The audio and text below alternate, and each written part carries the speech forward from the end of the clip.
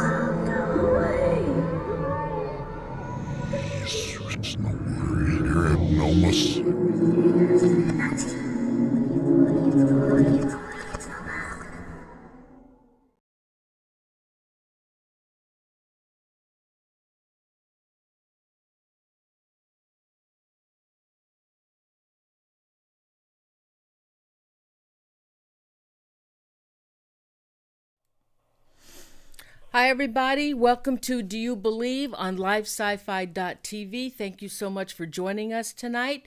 And Tim is sick tonight, so he wasn't able to join me, but I'm here. I'm your host, Noreen. And tonight, please, everybody, please don't forget to subscribe and please give us a like if you like the show tonight. We'd appreciate it. Tonight, I have Keith Johnson, and we're so excited to have him back tonight. Keith, thanks so much for joining me tonight. Well, it's good to be here, Noreen. Thank you for having me. Yeah. Hey, would you tell the viewers a little bit about yourself, please? Well, I've been in the paranormal investigation field for quite a few years. I started as a teenager, joined my first organization when I was 17 years old, along with my brother Carl, and one of our inspirations for that is we attended a lecture given by famed paranormal investigators Ed and Lorraine Warren, billed as Seekers of the Supernatural. We attended that when we were 17 years old at Rhode Island College. We became lifelong friends with Ed and Lorraine, and that certainly was an influence on our destiny.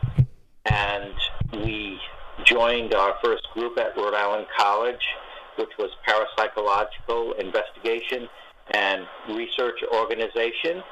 And our first case was a case in Harrisville, northern Rhode Island, that was the subject of a recent movie called The Conjuring.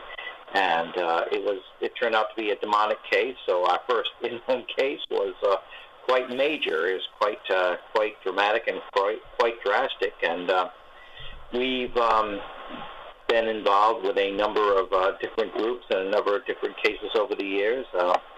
Carl and I, and also my wife Sandra, were core members of the Atlantic Paranormal Society, known as TAPS, and of course that is the organization that is featured on Ghost Hunters, the hit Syfy TV series.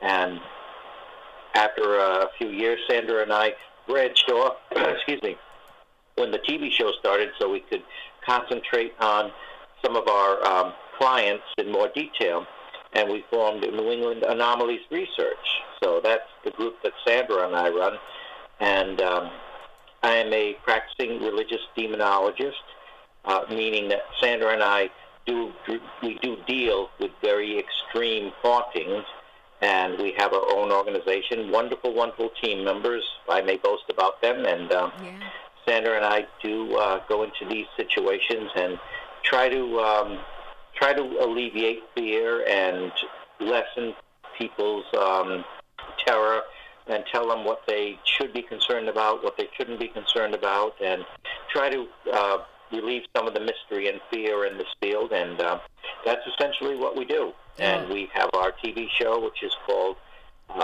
Ghosts Are Near. It's on public access. Can also be found on YouTube.com. And I'm the author of 2 books, and a third one's about to come out. So that's in a nutshell what I do. Yeah, I'm just showing your 2 books now. Good. Yeah, number 3 is about to be released very soon. Awesome. Now Keith, a movie was just released on Thursday. It's called The Devil's Due. And this movie is supposedly the inspiration was Rosemary's Baby. And I know you've seen Rosemary's Baby. Oh, yeah. All right. So, Know that well.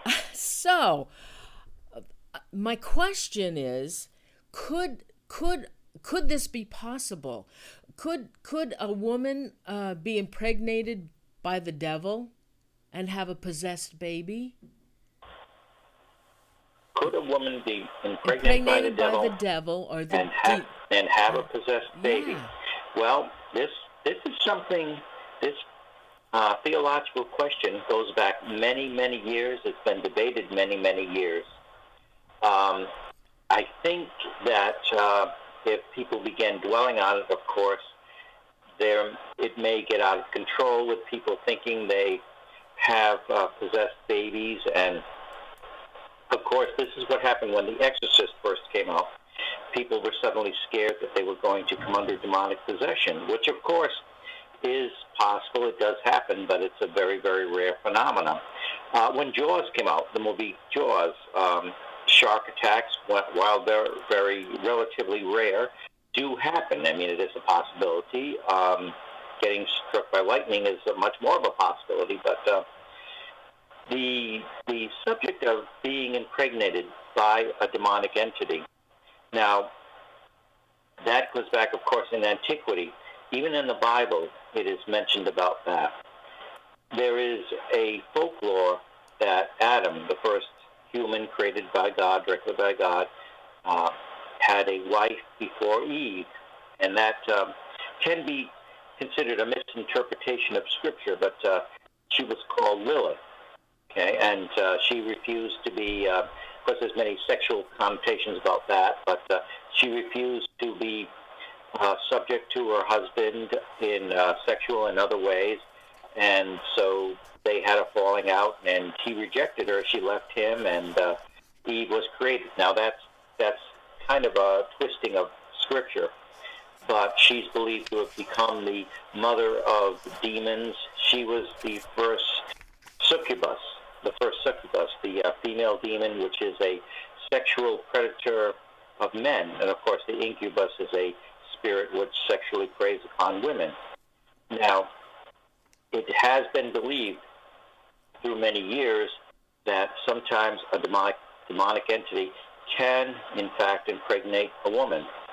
This also goes back many, many years, and still in the book of Genesis chapter 6, it talks about these renowned men of old, and also of the sons of God, coming into these women and finding them attractive, finding earth women attractive, and they chose wives, whomever they chose, and they bear children with them.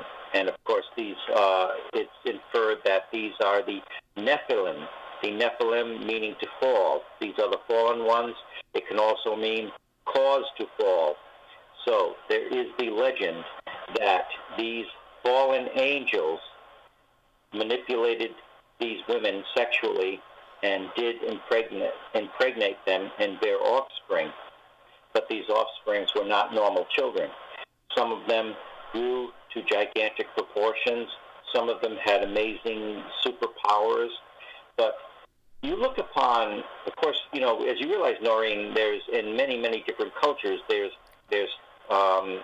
always talk of these super beings that were not totally human, that were kind of demigods. They were half god and half human. That the gods or the wise ones, the great spirits, somehow manipulated human genetics and produced children, produced these genetic offspring that were not totally human, were not totally God, but had this spiritual element of them. And they are the Titans, of course, in ancient Greek mythology. We talk about the great Titans. They were half human and half God. Of course, Dwayne Johnson, The Rock, he's in the movie coming out about Hercules, of course. That's a very famous demigod. He is the son of Zeus. Zeus mates with a human woman. He produces, he actually mates with other human women, produces these offspring which are godlike. Hercules being the most famous among them. He is the son of Zeus, and of course he has superhuman powers. He's gigantic, and he would be considered, in biblical text, he would be considered a Nephilim. He's half angelic or half godlike, and he possesses these powers. And of course, many, you look up these, in ancient Egypt, there's Mesopotamia, you look up these ancient stories of their history, and there is tale of this that that seems to coincide with the Hebrew text as well, that these spirit creatures came down, found earth women attractive, mated with them, produced genetic offspring that had tremendous superhuman powers. Something went wrong, something went out of hand, and this got out of control.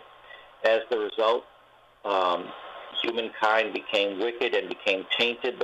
Somehow the bloodline became tainted, and there was a great deluge, a great flood that wiped these creatures out along with humanity. And, of course, humanity, through a select few, repopulated the earth. But as you can see, in many cultures, this goes back into very, very ancient times. And now, even more recently, of course, in history, even in America, even in colonial America, there was a belief, of course, people could get charged. The Salem witch trials, of course, like that. The accusations went on with them. All somebody needed to do was to have a sexual dream about someone, say a neighborhood woman, or they wanted to accuse somebody. Well, they say this person came to them, this woman came to them in spiritual form, in the form of a succubus, and stole the man's sperm and was trying to create demonic children of her own. Or it was a demonic figure that had impregnated the witch, and that was, like suddenly she's pregnant. And so would the baby be possessed then, when it was born? Well, they could accuse it of being possessed, and there was this belief that actually went on. And of course, there's the story, of course, in as a slam against the Puritan belief, which Nathaniel Hawthorne wrote, the famous story, of course, The Scarlet Letter, where Hester Prynne becomes impregnated out of wedlock. Her husband supposedly is lost at sea, and she becomes pregnant anyway. And some people think it to be the devil's child. It turns out, of course, it's the local town minister. But just the fact that she's has a child out of wedlock, that is considered to be a devil's child. Now, is the child possessed?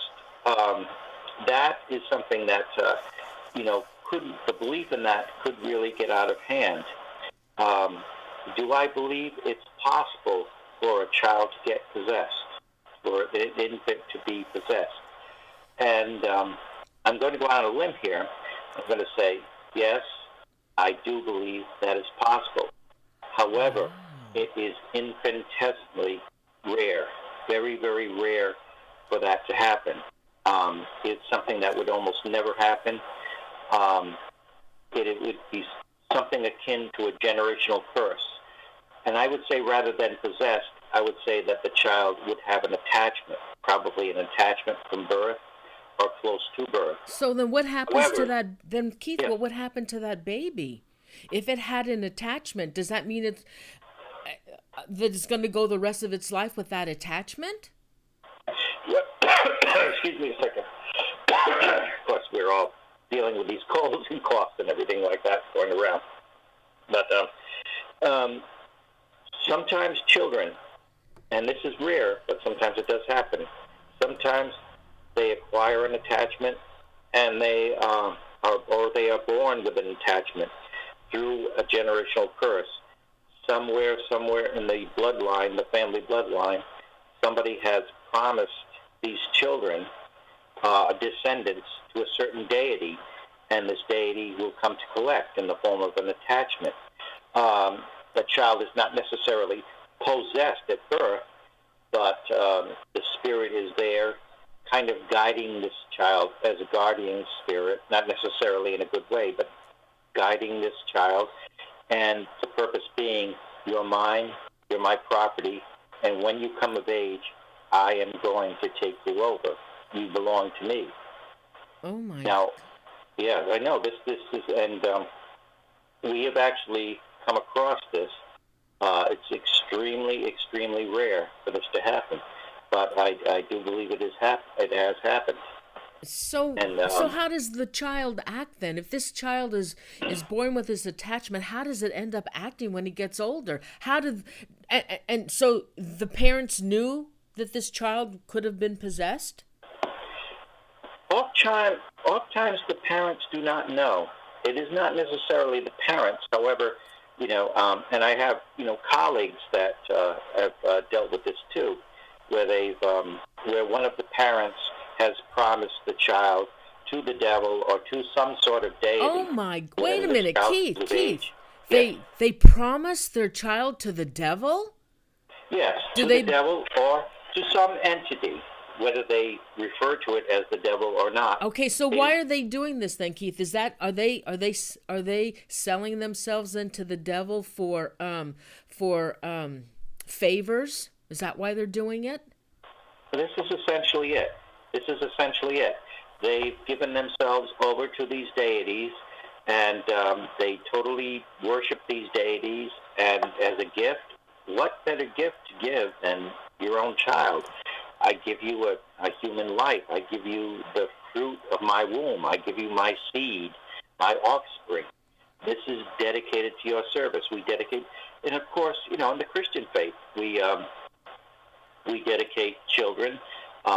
We baptize children, or in some faiths, such as the Baptist faith, they are allowed to make their own decisions, but they are dedicated, in which the parents will have a worship service where the parents or the legal guardians will promise to raise the children in the faith church until they are old enough to make their own decisions. It's the same way in some satanic ceremonies or other religions as well, where parents or legal guardians will promise these children to a certain deity, the devil himself perhaps, or to the dark forces, and say, this child is dedicated to these forces, to this deity.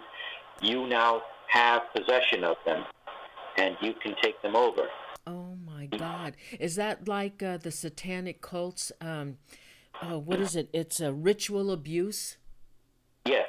It can be ritual abuse, and unfortunately, Keith, this does go on.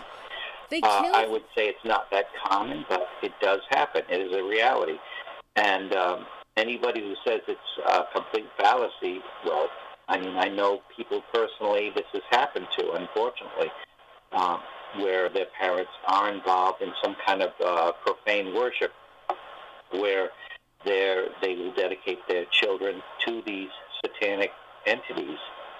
Oh my God! Now, God. I once knew a young woman. She was a teenager, and she was getting into Buddhism.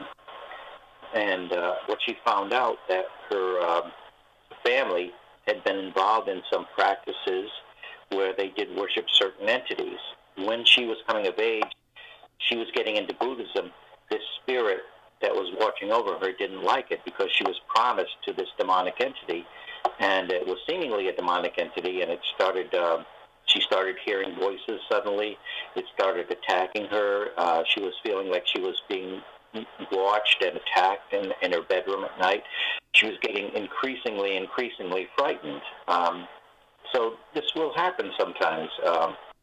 And of course, there's ritual abuse where these children are indoctrinated at a very, very, very young age. As soon as they can talk, they're taught these things sometimes. I've been reading up on this ritual abuse, and it's terrible what's going on, and it involves even sometimes the whole family that are taking part in the raping of children. There's also killing of children. And also this Bohemian Grove that we have over here in Sonoma County. I understand that they have rituals that are still going on today. And somebody mentioned that if there's a child that's missing and they can't find, more than likely they were abducted and killed at one of these rituals at the Bohemian Grove. And not only that, they also do animals as well. Set them on fire, horses, dogs, goats, cats, just to hear them scream. Now, I don't know if that's true or not because I've never been there, but this is what I read, which is just absolutely horrible. But I don't understand why the killing of animals and children, what the purpose of this in these cults. Well, it's what better way, again, to honor a deity than through a life, through the intense emotional suffering of an innocent creature, or through the bloodletting. And again, that goes back to the ancient Judaic Hebrew rituals of bloodletting, the blood sacrifice. Of course, this was not to torture the animals. This was bloodletting as an atonement for sin. And of course, this was passed on in the Christian belief that God's Son, Jesus, shed his blood for the redemption of sin. That was a blood sacrifice once and for all. So there is the bloodletting and atonement for sin. And of course, on the other side of the coin, there is the bloodletting as a sacrifice to these deities or these dark entities, what have you.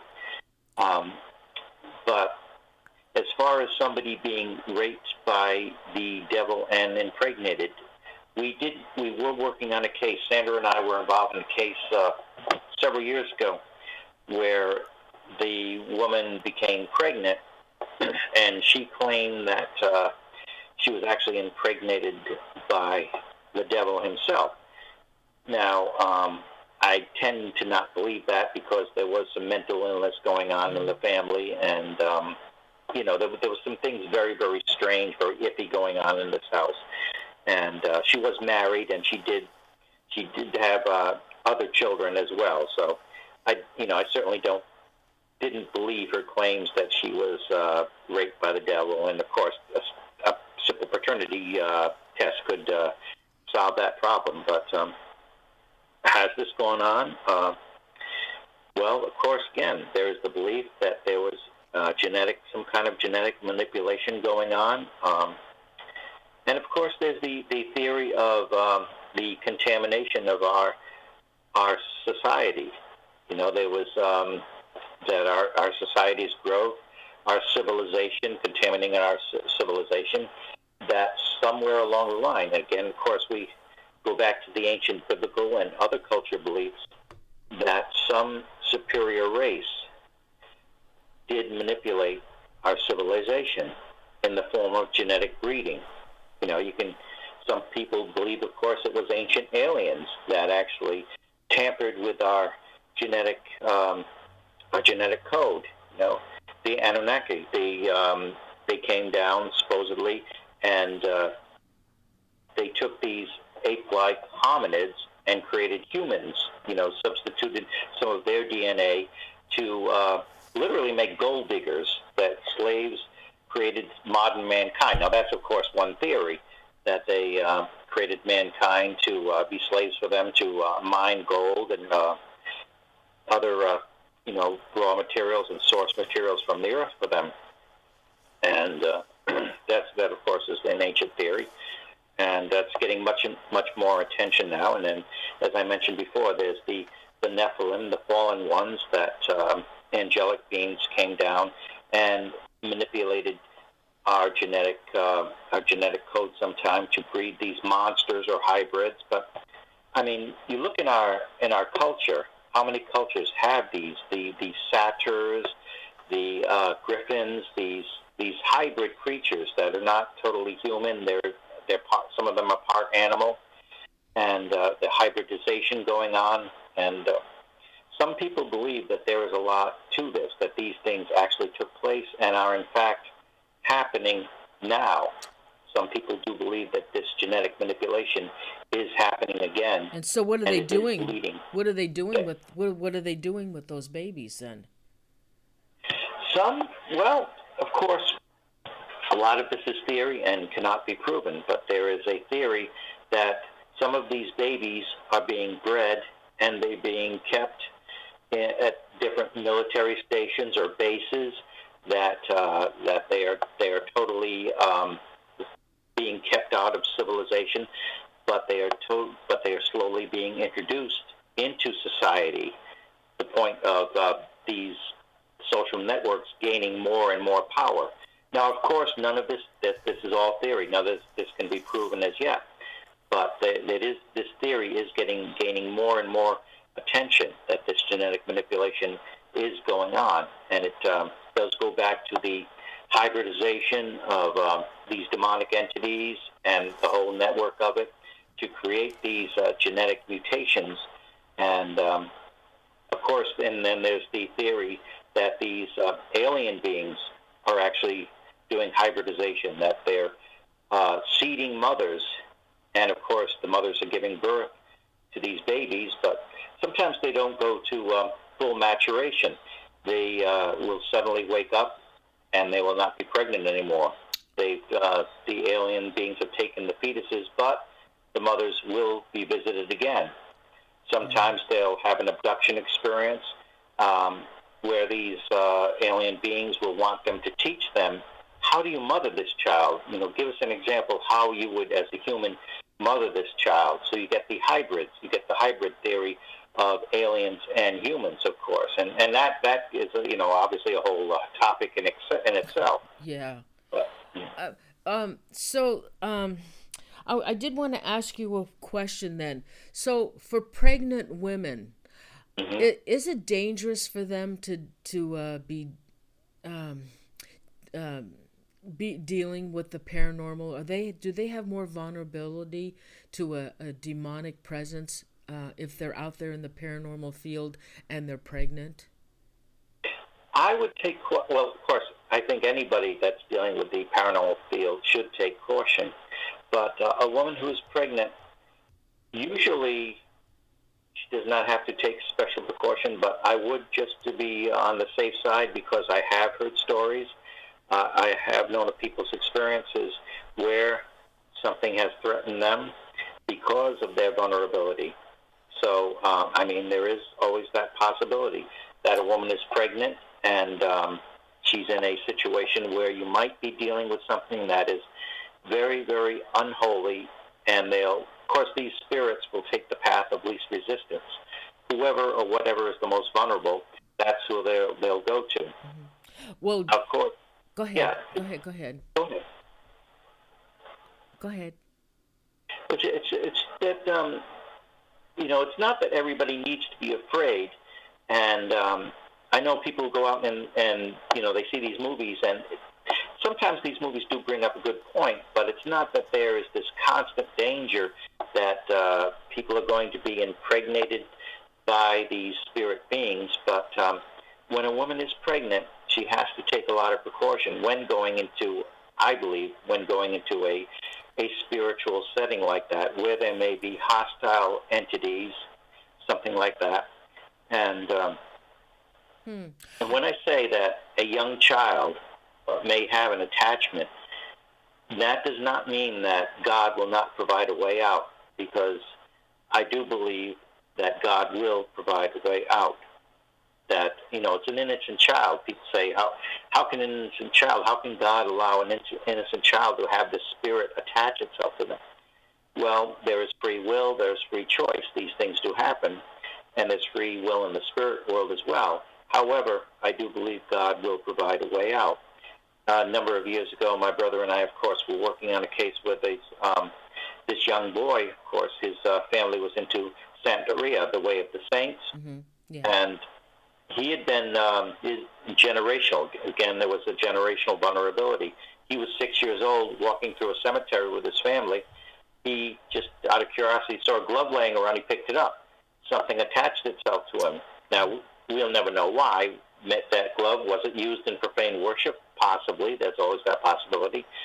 But he felt something grab him, and this spirit entity started appearing to him, and appeared to him night after night throughout his childhood.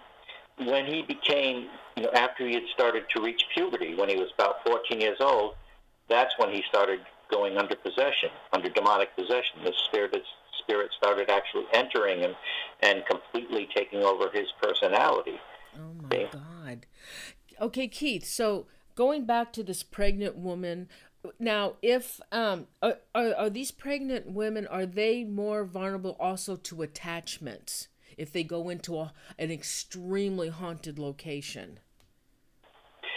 I would not say they're more vulnerable than the average person, as long as they go in with protection of they've gone in, they're surrounded by white light, they've prayed beforehand, especially if they're of the Christian faith. They've prayed from Ephesians chapter 6, of course, putting on the armor of God, reading Psalm 91. They've just gone in a spiritual state, prayed for this protection when going into this situation. However, if somebody is kind of like on the fence with it, if they've been summoning spirits, say they've been playing with, of course, the famous Ouija board or some other divination device, and they go into this situation where there may be demonic spirits, there may be hostile inhuman spirits, and if they are pregnant, that could be a vulnerability. Very, very rare, but it is a possibility, I believe. So if they've in the past been involved with paranormal investigations and nothing ever happened, there's no activity going on in their home that they notice, then the woman becomes pregnant, and then she goes to some extreme haunted location, and then all of a sudden things are starting to happen in her house, hearing noises and scratches. There's a change there.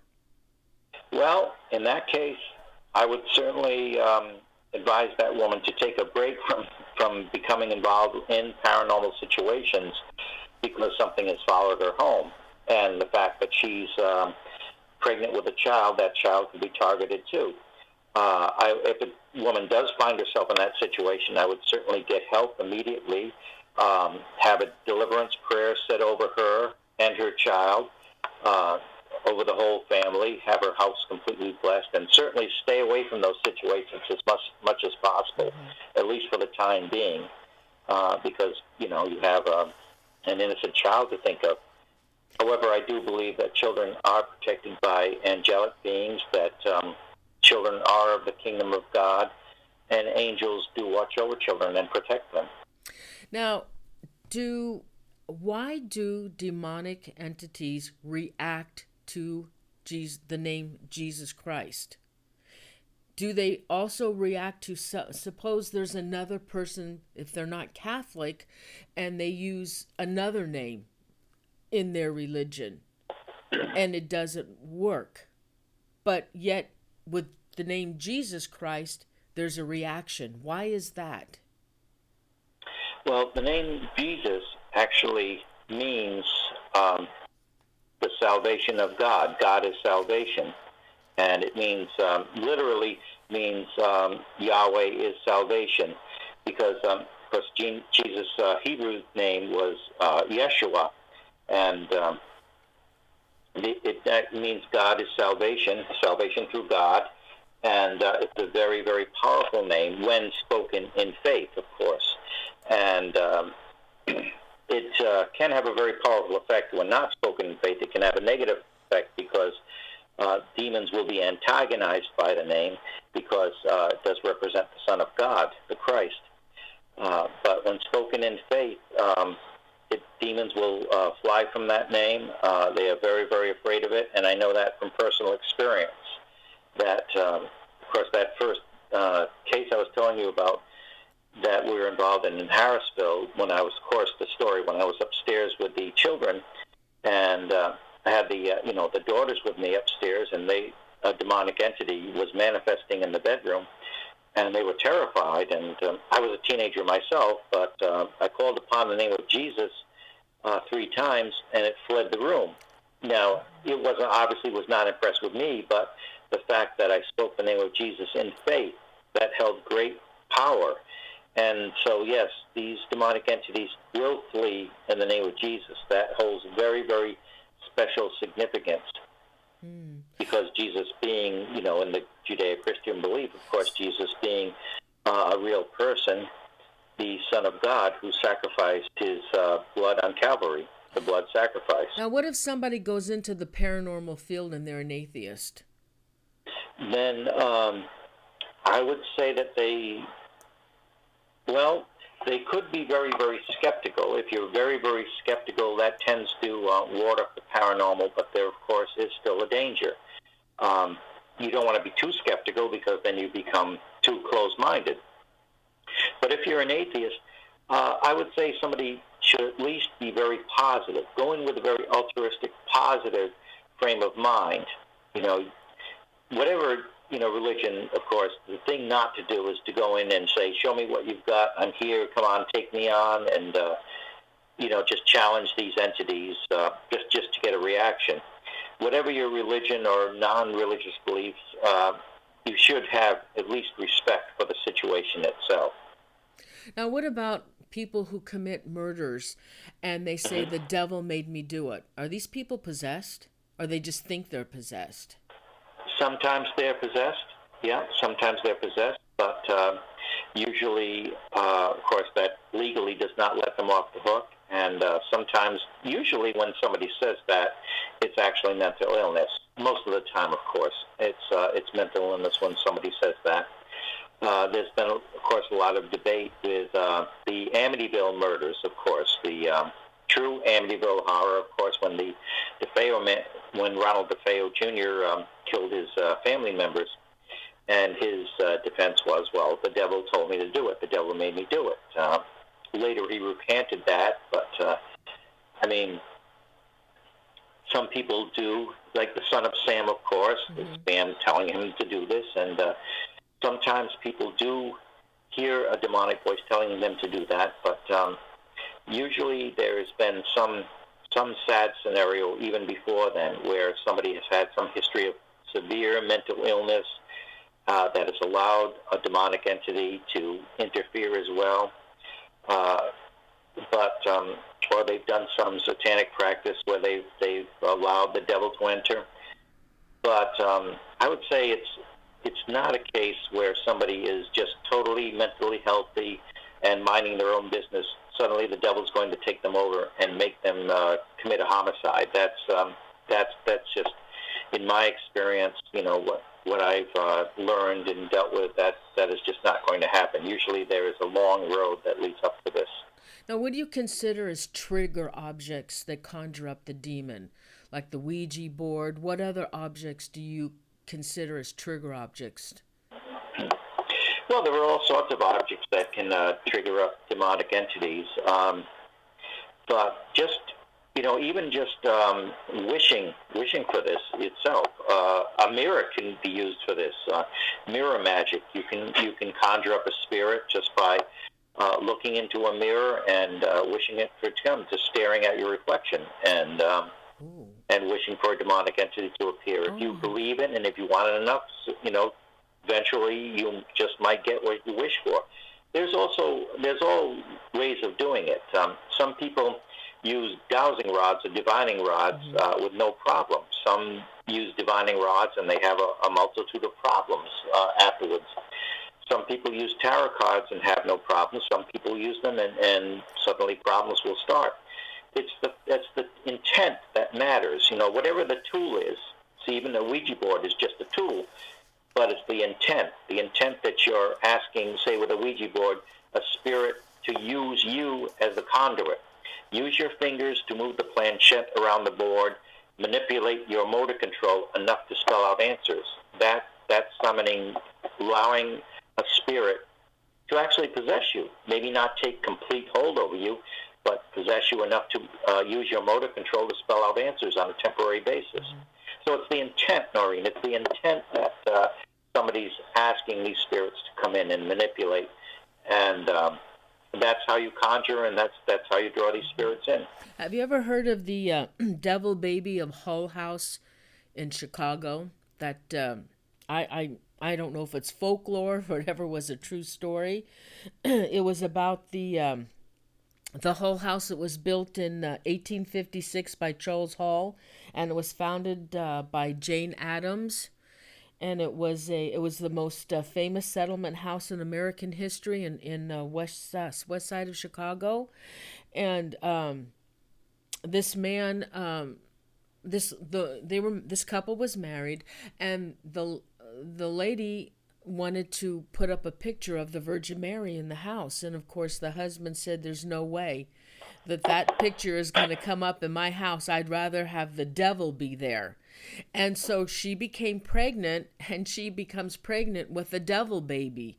It has horns and it has scaly body, and I guess the townspeople heard about this baby, and he was so scrutinized by it that he took it over to the Hull House to Jane Addams, and they took this baby in, and they tried to get it baptized, and it was screaming and running all around.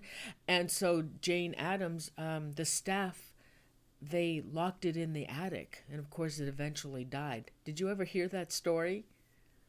I've heard something about that. I wasn't sure of all the details, but that sure is a horrific story. And of course, well, it reminds me of also the Jersey Devil. That's one I was about to say, the Jersey Devil. Yeah, that reminds me of the Jersey Devil. And of course, Mother Leeds was like old Mother Hubbard. She had so many children, and she didn't know what to do, and she becomes pregnant with her 13th child in Pine Barrens of New Jersey, and she said, "The devil can take this child," and of course the child is born, but it is not a normal child, and it develops cloven hooves and bat wings, and it flies up the chimney, and that's how the Jersey Devil is born. That's all folklore. Yeah, that's yeah.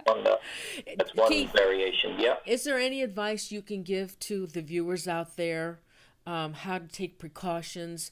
I'm not sure if watching paranormal investigations live, watching paranormal shows on TV, I'm not sure if there is any problems with the public watching those kind of shows, or the viewers watching those. Some believe that if you watch any of these kind of paranormal shows on TV, that it's going to come through the TV and come into the house and come into you. But what advice could you give to the viewers for precautions on defending themselves of anything possibly bad or demonic? Well, of course, there's the adage, viewer discretion advised. Some people are more sensitive than others, but just keep in mind that what you're watching are TV shows. It's a TV show and it's a movie. You're watching movies and TV shows, theatrical productions. But there is a reality behind this. It's not constantly jumping out at people. It's not constantly possessing people, but there is the very real truth, the reality of the spirit world. There's the good side, and there's the dark side of the force as well, if you want to use a Star Wars connotation. So just make sure you're protected by being as positive as possible.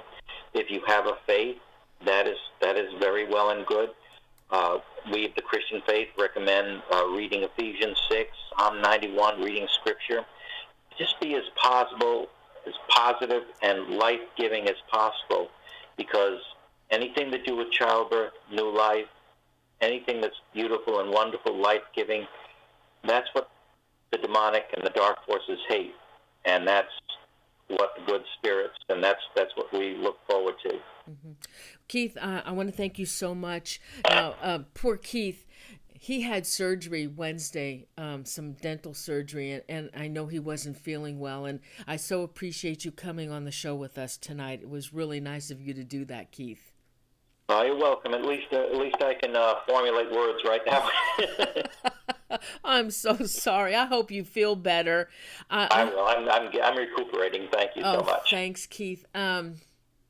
I hope you join us again on the show. I'll come up with another subject. I'd love to have you back.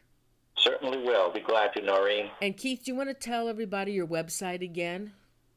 Our website is nearparanormal.com, www.nearparanormal.com, and you can also find our show, Ghost Are Near, on youtube.com or on our site.